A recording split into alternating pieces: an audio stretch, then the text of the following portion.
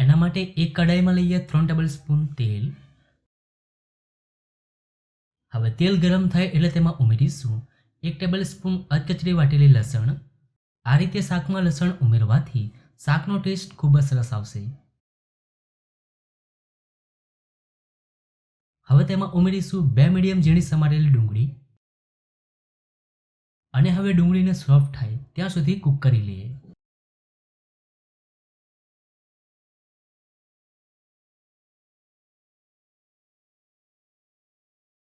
હવે તેમાં ઉમેરીશું સમારેલા બટેટા।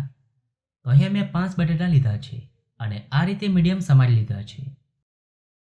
હવે બટેટાને આપણે આ રીતે તેલમાં 4 થી 5 મિનિટ કૂક કરીશું, જેથી બટેટા અડધા કૂક થઈ જશે અને બીજા અડધા જ્યારે આપણે મેથી ઉમેરીશું। જ્યારે તમે આ રીતે બટેટા મેથીનું શાક બનાવશો તો એકદમ ટેસ્ટી એવું શાક બનશે। હવે બટેટા અડધા કૂક થાય એટલે તેમાં ઉમેરીશું 2 ઝીણા સમારેલા ટમેટા।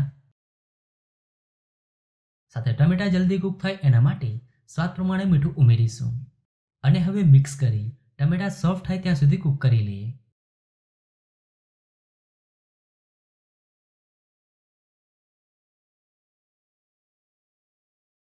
ટમેટા સોફ્ટ થઈ ગયા છે।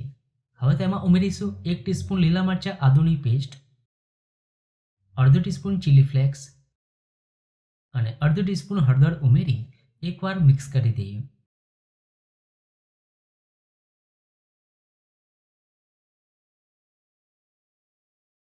હવે તેમાં અડધો કપ ઝીણી સમારેલી મેથીની ભાજી ઉમેરી દઈએ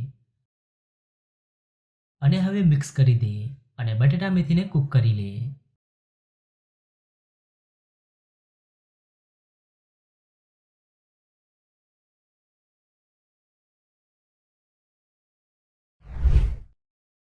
વચ્ચે વચ્ચે તમારે ચલાવતા રહેવાનું છે, જેથી મેથી બટેટા બળી ન જાય।